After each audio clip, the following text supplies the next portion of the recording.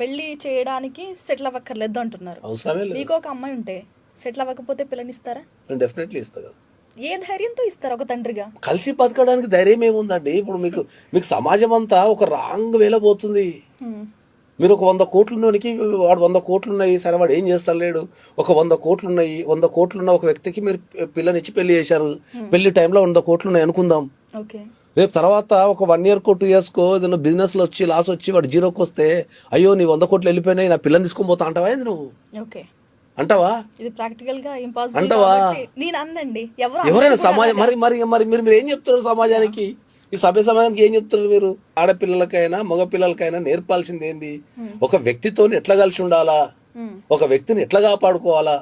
నీకు పైసలున్నా పైసలు లేకపోయినా, కెరీర్ సెటిల్ అయినా సెటిల్ కాకపోయినా నువ్వు ఎట్లా కాపాడుకోవాలని నేర్పాలి. కానీ నేను సెటిల్ అయితే పెళ్ళిని ఇస్తా, నేను వ్యక్తి గుణాలే చూస్తా. నేను ఆస్తులు ఏం చూడాలి.